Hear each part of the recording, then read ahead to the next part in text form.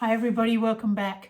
My work is all about telling people and trying to demystify all sorts of rubbish sometimes that goes on about nutrition out there, and try and get people, particularly people who are wanting to live well in their later life and reduce dementia risk, give you the basics, the science of nutrition, aging and brain health in everyday language so that you can actually make the most of it yourself.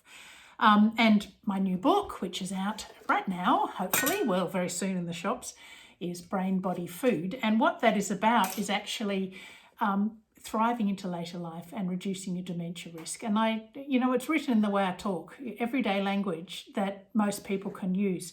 But one of the things that I find is that some people living into later life really struggle with a lower appetite and can't quite get the food they would normally get into the same sort of amount of mouthfuls.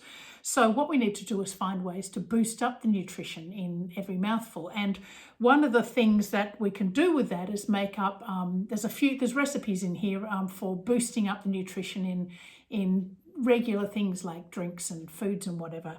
Just basic recipes. And I'm going to do today a very basic recipe for a high protein milk, because if you're going to be drinking milk and if you're going to be having breakfast cereal or making milk to cook things with, or just have a cup of tea or a cup of coffee, then if that milk already has extra protein and calories in it, it's a real benefit.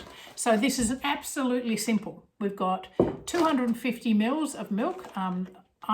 We tend to drink full cream milk, but whatever milk you use is fine. So about a cup of milk. So you just get 250 mils. It's pretty simple.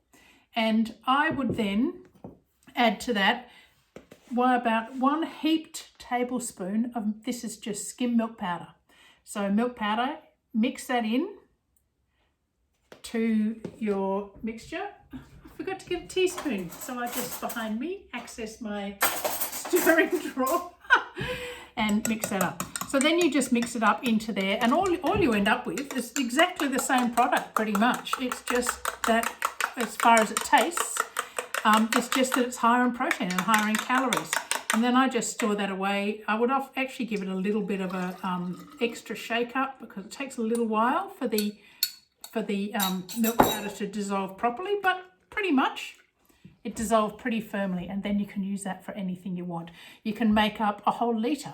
There's a recipe in the book for actually making it up with a litre, so that when you pop it in the fridge, you've always got it. But this is what you use every day, and that is higher in protein. And in fact, a cup of that now has a bit more than 10 grams of protein. A cup of milk would generally have about 7 or 8 grams, so that's an extra boost for it. And it means every time you have your coffee, you've got something extra. So I hope that helps, and I'll try and come back other times. Thanks for joining me.